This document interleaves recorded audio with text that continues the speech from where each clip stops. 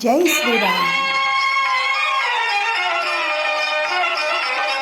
నిజమైన ప్రశాంతతని పొందాలనుకునే నా సోదర సోదరీమణులందరికీ కూడా ఝాన్సీ ఆధ్యాత్మిక ముచ్చట్లకి స్వాగతం, సుస్వాగతం. ఈరోజు ఈ మహాభారత అమ్మని కథల ధారావాహికలో నల దమయంతుల గురించి చెప్పుకుంటున్నాం.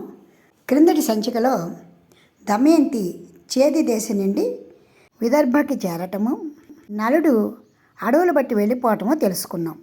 ఎప్పుడైతే దమయంతిని ఆ పరిస్థితులలో చూశాడో నలునికి మనసు వికలమైపోయింది. ఏదో విధంగా నేను వెళ్ళిపోతే ఆమె 1-2 రోజులు నా కోసం కష్టపడ్డా తన తండ్రి గారింటికి వెళ్ళి సుఖంగా ఉంటుంది, పిల్లల వద్ద ఉంటుంది అని దృఢమైన నిర్ణయంతో ఆమెను అక్కడే వదిలేసి ఆమె కట్టుకునే చీరలోనే సహం చీర తాను చుట్టబెట్టుకున్నాడు కాబట్టి అలాగే అడవిలోకి వెళ్ళిపోయాడు. అలా దారి తెలియక ఏం చేయాలో తోచక ఆ అడవుల వెంట నడుచుకుంటూ వెళ్ళిపోతున్నాడు. ఆ వెళ్ళిపోతున్న సమయంలోనే రక్షించండి రక్షించండి అంటూ పెద్ద పెద్ద అరుపులు వినపడుతున్నాయి. ఏమిటా అని వెనక్కి తిరిగి చూశాడు. దూరంగా అడవి అంటుకుపోతూ ఉంది. ఆ అడవిలోంచి ఆ ఆర్తనాదాలు వినిపిస్తున్నాయి. అయ్యో, అడవి అంటుకుపోతూ ఉంది, అడవిలో ఎవరు చిక్కుకుపోయారు, రక్షించమంటున్నారు, నాకు చేతనైన సహాయం చేద్దామని పాపం నలుడు పరిగెత్తుకుంటూ ఆ అంటుకుపోతున్న అడవి దగ్గరికి వెళ్ళాడు. ఎప్పుడైతే నలుడు అక్కడికి వెళ్ళాడో అక్కడ ఒక రాయిలాగా కదలకుండా పడి ఉన్నటువంటి ఒక పాము, అంటే ఒక నాగు, ఓ నలమహారాజా నన్ను రక్షించు నన్ను రక్షించు అంటూ అరవటం మొదలెట్టాడు. నలుడు చాలా ఆశ్చర్యపోయాడు. ఈ పాము ఏమిటి, కదలకుండా పడి ఉండటం ఏమిటి, నా పేరు ఎలా తెలుసు, నన్ను రక్షించు అని అడుగుతుంది ఏమిటి అని ఆశ్చర్యపోయాడు. అదంతా గమనించిన ఆ నాగు, నన్ను కర్కోటకుడు అంటారు. ఒకప్పుడు నారదుడికి నాపై కోపం వచ్చి ఇలా పడి ఉండమని శాపం పెట్టాడు. నేను బతిమాలుకుంటే నాకు శాప విమోచనం కూడా నారదుడే చెప్పాడు. ఒకప్పుడు నలుడు వస్తాడు, నలుడు వచ్చినప్పుడు ఈ మండిపోతున్న అడవిలో నీవు ఉంటావు, నిన్ను రక్షించి బయటికి తీసుకువెడతాడు, నీ స్వరూపం నీకు వస్తుంది, నీవు తిరిగి నడవగలుగుతావని నారద మహర్షి చెప్పాడు. అందువలన నేను నీకోసం ఎదురు చూస్తున్నాను, నన్ను రక్షించు అంటూ పదే పదే ప్రార్థించడం మొదలుపెట్టాడు. అప్పుడు నిజంగా నలుడు చాలా మంచివాడు. నాయన, ఇదంతా చెప్పినా చెప్పకపోయినా నేను నిన్ను రక్షిస్తాను. ఆపదలో ఉన్నవారిని రక్షించకపోవడము అనేది మానవ నైజమో కాదు, ధర్మమో కాదు. నేను ఎప్పటికీ అధర్మపరుడిని కాను. నీవు నీ గురించి చెప్పినా చెప్పకపోయినా నీవు బాధపడుతూ అడవిలో అంటుకుపోతూ ఉంటే నేను చూసి ఊరుకోను, తప్పకుండా నేను రక్షిస్తానంటూ నలమహారాజు గబగబా ఆ మంటల్లో దిగి ఆ పావుని తన భుజం మీద వేసుకుని బయటికి తీసుకొచ్చేశాడు.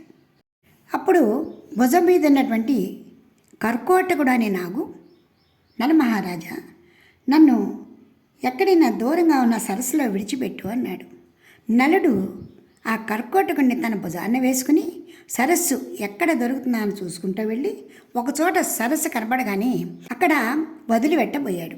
అందుకు కర్కోటకుడు, ఆహాహా నలమహారాజా, ఇక్కడ కాదు, ఇంకా 10 అడుగుల దూరం నడువు, అక్కడ నన్ను వదిలిపెట్టు అంటూ ఎంత వినమ్రంగా కోరాడు. సరే, ఇంత దూరం వచ్చిన వాడిని ఇంకొక 10 అడుగులు నడవలేనా అని 10 అడుగులు లెక్క పెట్టుకుని నడిచే లోపలే కర్కోటకుడు ఏం చేశాడో తెలుసా, నలమహారాజుని కాటు వేశాడు. ఉపకారికి అపకారం చేయడమా? నిజంగా అపకారం చేశాడా? అదేమో విందాం. అందుకు నలుడు చాలా ఆశ్చర్యపోయాడు. ఓ కర్కోటగా, నీవు నాకు చేసేటువంటి ప్రతి ఉపకారం ఇదేనా? నీవు మంటల్లో బాధపడుతూ ఉంటే నిన్ను నా భుజాన వేసుకుని ఇంత దూరం నడుచుకొచ్చి నిన్ను రక్షించాని నన్ను కాటు వేశావా? నీకు సహాయం చేయటమే నా నేరమయ్యిందా? నా విధి వ్రాత ఇలా ఉందన్నమాట అన్నాడే కానీ ఎంతకు మించి ఏమీ అనలేదు. అందుకు కర్కోటకుడు, నలమహారాజా, ఉపకారం చేసేవాడికి అపకారం చేసేటంతటి దుర్మార్గుడిని కాను. మేము నాగులమైనా ఎవ్వరికీ కూడా మా హక్కుగా మేము ఎప్పుడూ అపకారం చేయము. ఈరోజు నేను చేసింది నీకు ఉపకారమే. అలా అనగానే నలుడు నవ్వాడు. నన్ను కాటువేయటం ఉపకారమా? నీ కాటు వల్ల నా దేహము, సౌందర్యవంతమైన దేహము కురూపిగా అయిపోతుంది కదా, దేహమంతా పాడైపోతుంది కదా.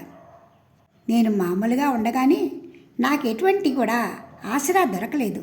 ఇప్పుడు ఈ కురూపి రూపంలో ఉంటే నన్ను ఎవరు ఆదరిస్తారు? నేను ఎలా ఉండాలి? తర్వాత నా భార్య బిడ్డని నేనెలా కలుసుకోవాలి? ఇదే నాకు చేసినటువంటి ఉపకారము, ఇదే నాకు మేలు అంటూ చాలా బాధపడ్డాడు నలుడు. అది చూసి కర్కోటకుడు చాలా ప్రేమగా ఆప్యాయంగా, లేదు నలమహారాజా, నీకు ఈ రూపం రావాలనే నేను కాటు వేశాను. నీవు నలుడిగా ఉంటే నీకు అపకారం జరుగుతుంది.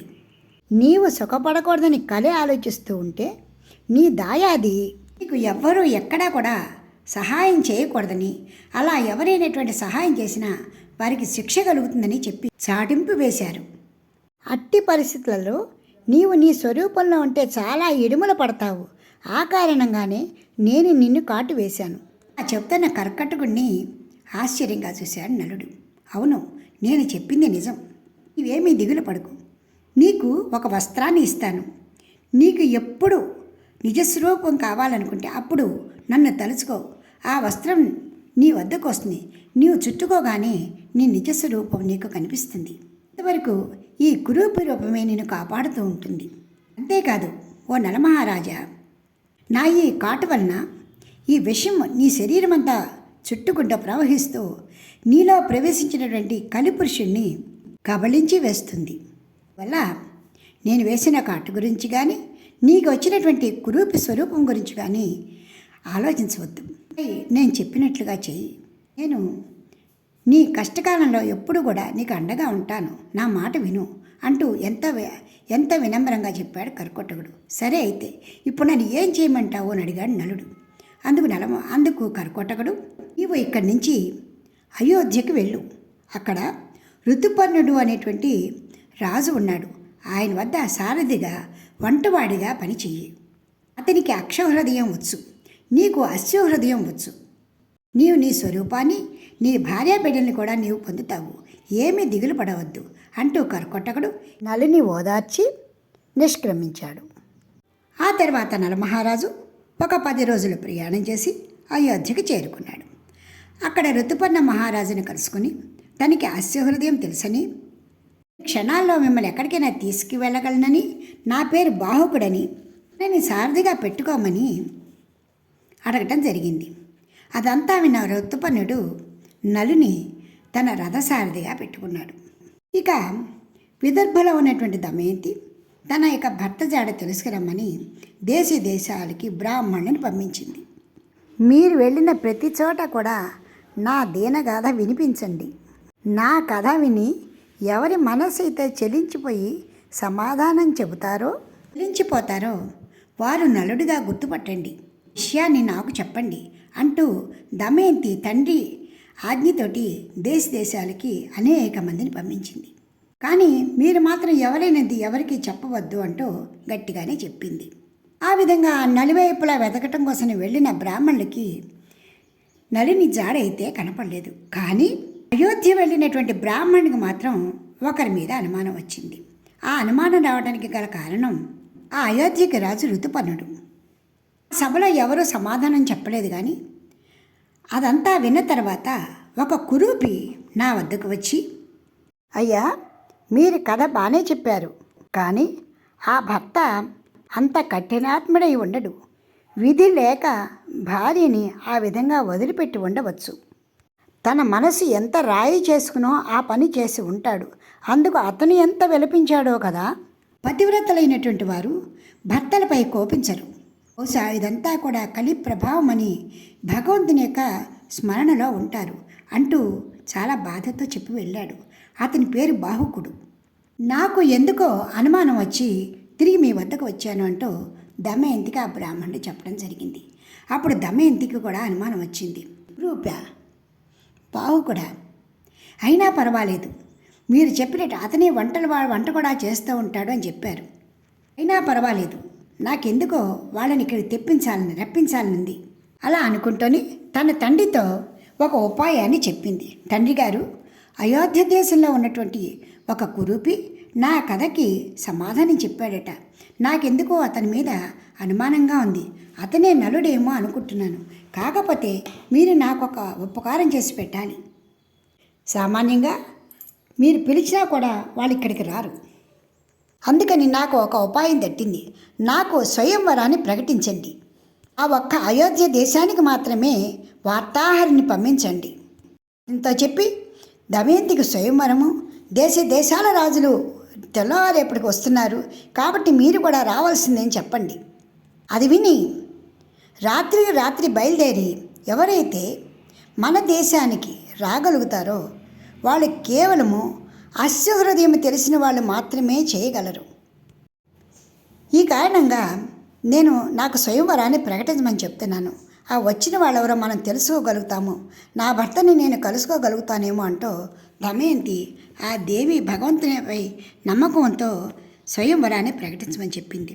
తండ్రి అందుకు సమ్మతించి ఒక బ్రాహ్మణ్ణి పిలిచి ఇప్పటికిప్పటికి వెళ్ళి అయోధ్య వెళ్ళి దమయంతికి స్వయంవరము తెల్లవారేపటికి దేశాల నుంచి రాజులు దేవతలు అందరూ వస్తున్నారు, మీరు కూడా తప్పకుండా ఈ స్వయంవరానికి రావాలి అని తెలియజేసి ఆహ్వానించి రండి అంటూ చెప్పారు. అంతకంటే వివరాలు ఏమీ చెప్పవద్దని కూడా చెప్పాడు.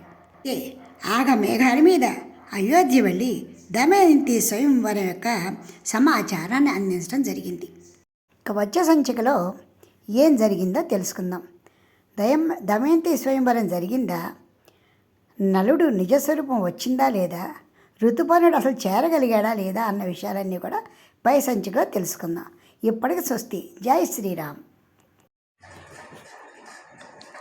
మీకు ఈ వీడియో నచ్చితే లైక్ చేయండి, షేర్ చేయండి, సబ్స్క్రైబ్ చేయండి.